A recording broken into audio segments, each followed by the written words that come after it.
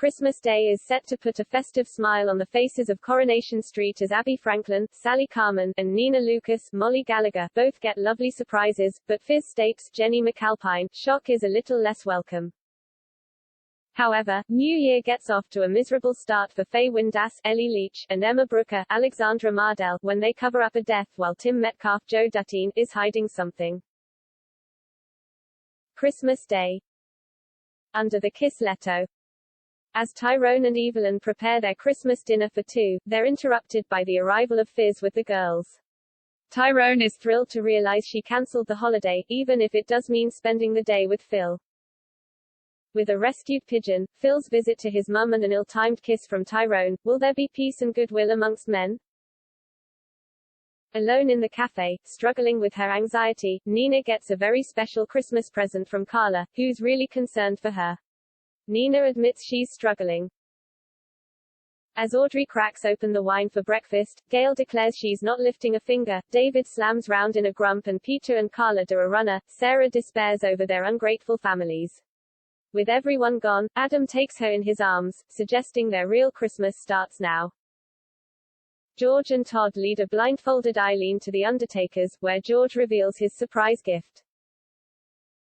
Having swerved their respective families, Nick, Leanne and Sam join Daisy, Emma, Gemma, George, Todd, Bernie, Dev and Ed at the pop-up bar. Dragging the Rovers piano over to the Christmas market, everyone gathers round as Billy launches into song. Jenny congratulates Daisy on orchestrating such a lovely Christmas. Boxing Day. Flower power. Abby's furious to find Kelly has left flowers in Seb's memorial garden.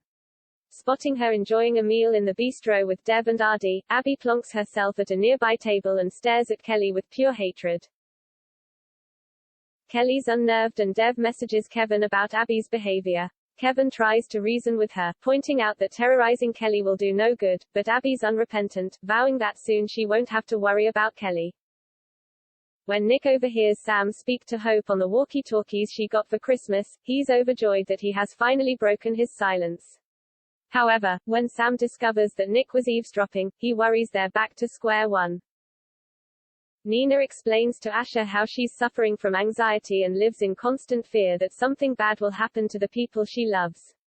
Asha suggests they sync their phones so she'll always know where she is. Having found out that it was Gail who put George up to the Christmas present idea, Eileen tells her she's deranged. Gail's genuinely puzzled by her ingratitude. Monday, December 27th. Fizzled out. When Phil suggests the girls might like to call him stepdad, Fizz reckons it's a great idea. Phil then reveals he has seen a super family house but understands if she's not ready. How will Fizz respond? When Fizz drops the bombshell that she wants to sell number 9, Tyrone's shocked. Having spent the night at Asha's, Nina feels refreshed and gives Asha her Christmas present, a framed drawing of the two of them. Asha is overcome and Dev's pleased to see her happy again. However, when Asha calls in the cafe, she finds Nina suffering from another anxiety attack. Asha does her best to reassure her. Todd begs Eileen to give George another chance. When George presents her with a new winter coat and reveals he has booked a table at the bistro, will he be forgiven? Leo invites Jenny out for a drink but she refuses to commit. Leo masks his hurt. Jenny asserts that Leo is too young for her. Daisy thinks she's mad and deserves some fun. As Abby bars Kelly on her way into the barber's, Imran watches concerned. Abby tells Imran that she just wants Kelly out of her life for good. But when Imran reminds her that she has done some pretty shameful things herself, Abby slaps him across the face. When Maria asks Kelly why she failed to turn up to work, with Abby's eyes boring into her, Kelly lies that she couldn't be bothered. Maria tells her she's fired. Craig later finds Kelly in a state, having taken some spice. At the police station, Craig urges her to get help before she ends up back in prison. But does Kelly have anywhere to turn? Tuesday, December 28th. Spice Girl. Abby listens as Ardy rails at Dev for making Kelly homeless again. When Ardy reveals that Kelly has turned to drugs, even Abby's taken aback. At her drugs support group, Abby shoots Kelly a look of pure hatred as she describes her troubled upbringing, how she has done some terrible things and used drugs as an escape route. Feeling a flicker of empathy, Abby then bares her soul to the group. Back on the street, Gary suggests to Maria that they could offer Kelly a roof over her head. Will Maria agree? Tyrone asserts the house is rightfully his and he's not selling it, but as Fizz explains to Evelyn that Tyrone has ruined her happy memories of number 9 and she needs a fresh start, Evelyn's saddened. Evelyn tells Tyrone it's his duty to do right by Fizz and the kids and if that means selling the house, so be it. Will Tyrone agree? Craig and Faye return from another stressful driving lesson. Leo invites Jenny to come and watch him play rugby. Apologizing to Leo for blowing hot and cold, will they kiss and make up? Sarah thanks Lydia for not letting her meaningless fling with Adam spoil their friendship. Realizing those are Adam's words, Lydia's quietly fuming. Adam suggests they book a posh hotel for New Year's Eve. Sarah's won over. New Year's Eve. A new bar, low. When the waiter at the posh hotel makes a joke about Adam leaving his wallet last time he was there, a prickly Sarah wonders why he has brought her to the same hotel where he slept with Carla. The mood is further ruined when Sarah quizzes him about his fling with Lydia. Can Adam talk Sarah round? Daisy catches Jenny putting on her makeup at 5 a.m. as she doesn't want Leo to wake up and see her naked face. As he chats about his New Year's Eve plans, Jenny's more aware than ever of their age gap. Will she be spending New Year alone? When Maria offers Kelly her old job back, Kelly's thrilled and Gary's grateful for her kindness. Kevin implores Abby to stop obsessing about Kelly and move on. Can she finally move forward? Monday, January 3, Part 1. Driven to despair. As Faye drives a still tipsy Emma back from their New Year's Eve party, they knock over Ted, an old man carrying his shopping. The girls are relieved when he opens his eyes and states he is fine and invites them into his flat for a brew. Emma is shaken when back on the street Imran spots Emma is worse for wear and says she shouldn't be in charge of a learner whilst under the influence and if they had an accident she would be in trouble. Emma and Faye decide to return to the flat to check up on Ted and apologize. At number 13, Abby is wondering what on earth she's going to do if she is pregnant. When Toya questions where he disappeared to last night, Imran lies that he was watching the fireworks.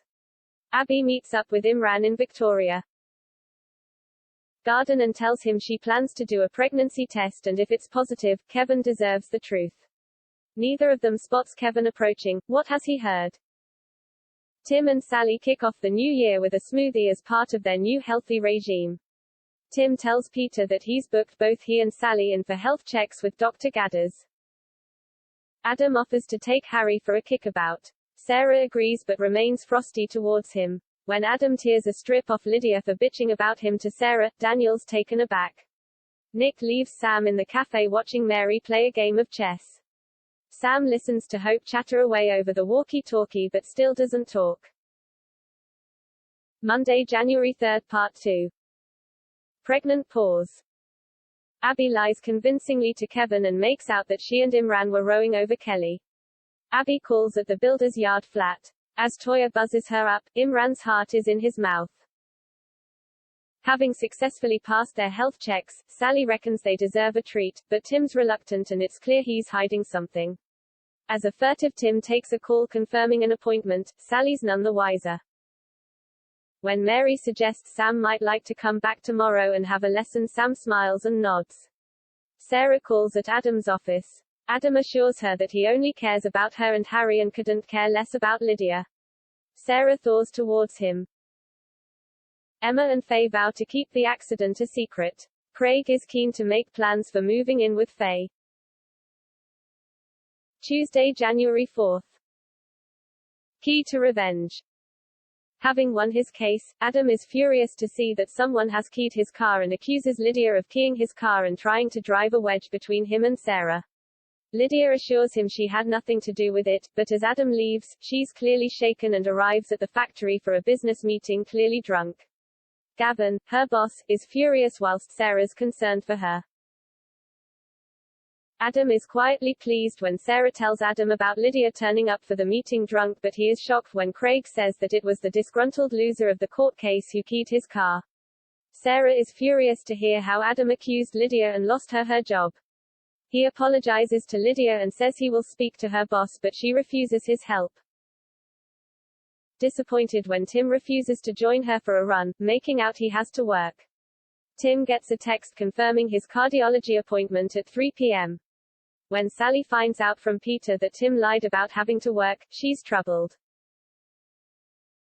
A nervous Tim attends his appointment with the cardiology consultant. The consultant explains that he'll need an angiogram. He rushes out dropping his wallet. When Aggie returns it to the house, he asks her not to tell Sally about the appointment as he doesn't want to worry her.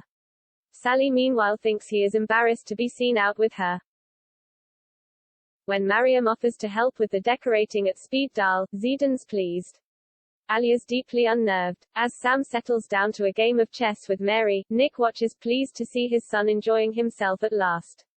Zidane assures Alia that Mariam will be returning to London very soon and out of their hair. Wednesday, January 5, Part 1. Bypassing the truth. Insists Tim goes on a run with her, but worried about his heart he is going too slow and lets Sally go on ahead. Aggie secretly goes with him for his appointment after he refuses again to tell Sally, but Tim is shocked when the consultant tells him he needs a triple heart bypass. As Yasmin and Stu get the restaurant ready for tomorrow's reopening, Alia reminds Zidane that it's time he got shut of Mariam. In Victoria Garden, Zidane and Mariam admit they're going to miss each other, and kiss tenderly. When Daniel wants to know why Lydia lost her job, a frosty Sarah suggests he asks Adam. Wednesday, January 5, Part 2. Heart not in it. The consultant warns Tim that without an operation, his next heart attack could be fatal. Tim struggles to cope with the diagnosis and remains in denial despite Aggie imploring him to listen to what the consultant has said. Sally is hurt when he refuses her suggestion of a sexy night in. When Craig reveals that he's arranged for them to move into the salon flat with Tyrone and Emma, Faye does her best to hide her unease. Emma heads home to find Craig and Faye on the doorstep with their bags. She's not happy to discover they're moving in. Zidane confesses to Mariam that he's still in love with her and reckons they should give their marriage another chance. Mariam admits she feels the same and suggests she moves up to Manchester. Zidane's taken aback. How will Alia react to this development? When Lydia reveals that Carla's given her the PA job at the factory and it was Adam who sorted it out, Sarah's pleased for her and Adam's relieved to have finally got something right. Sarah finds Adam busy cleaning the word scum off his office window. Adam reckons it must be Jeremy Bremner's doing and he still hasn't got over his boundary dispute. In the cafe, Mary sets about teaching Sam some famous chess moves. Having borrowed Hope's walkie-talkies, Nick plays chess with Sam in the bistro and Sam talks to him for the first time since his mum's death. Nick's overjoyed.